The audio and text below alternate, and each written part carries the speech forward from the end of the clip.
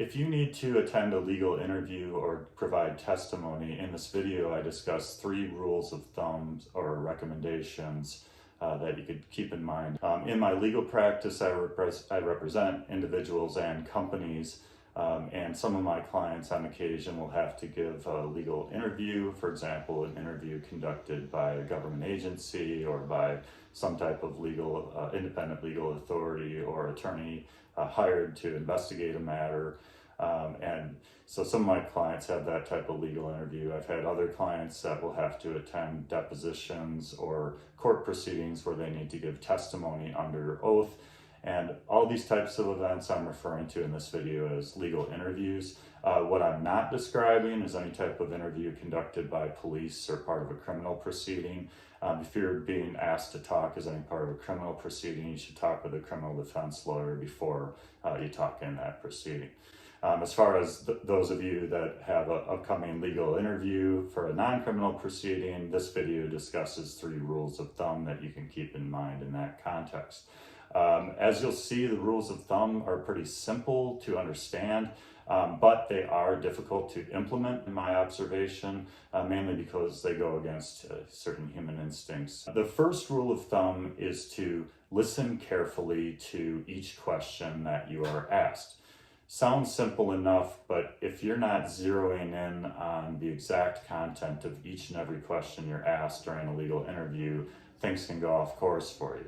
If you're listening carefully to the question, then you'll be able to discern exactly what facts you're being asked for. So whether you're being asked for a yes or no answer about whether a certain event occurred, or whether you're being asked for the names of certain persons, as opposed to being asked what those persons may have said. So you'll be able to discern, if you're being asked for names or statements or about a particular place and time where something had happened, and so on and so forth.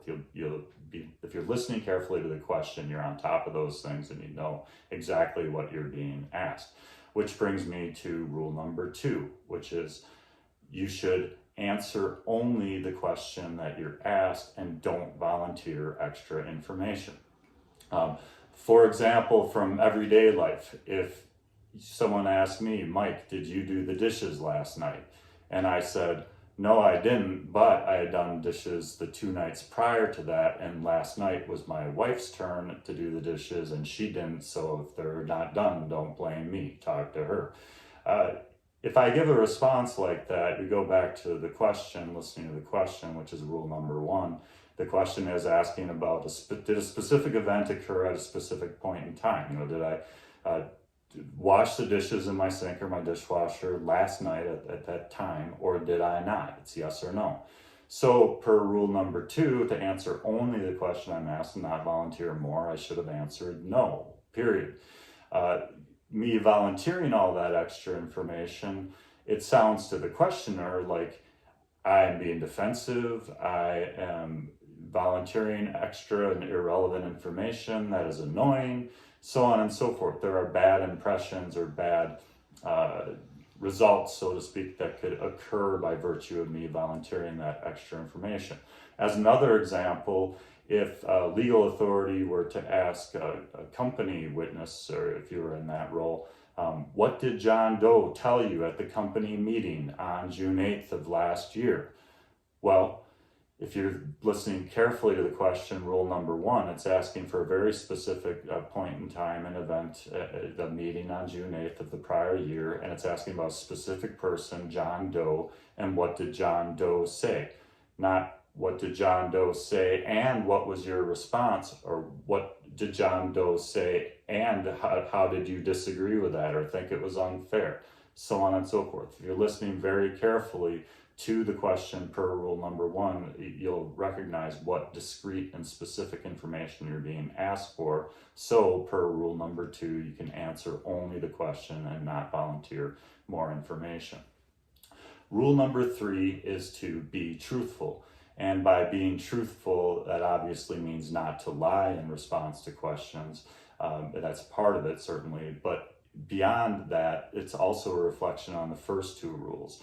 If you're hearing questions to be the questions you wish you'd been asked rather than the questions you actually were asked, And if you're responding with more information than what you were asked, or different information than what you were asked to provide, even if that extra information you volunteer in violation of rule number 2, even if that information is truthful factually, in a way it's not being truthful to respond that way because you weren't asked for that information. It could be that you're being defensive or evasive, or trying to distract from the situation or the context and facts about what you're being asked about.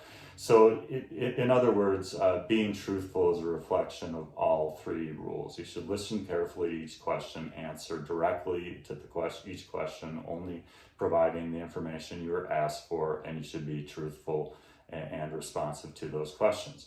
The benefits of following the 3 rules is that you're more likely to provide information that's truthful, that's credible, that appears truthful and credible because you're being responsive to the questions. And it also avoids you creating risks or opening cans of worms by virtue of volunteering extra information you weren't asked for. I hope this information is of help. If you have any comments or questions, please feel free to post them or to contact me. And thank you.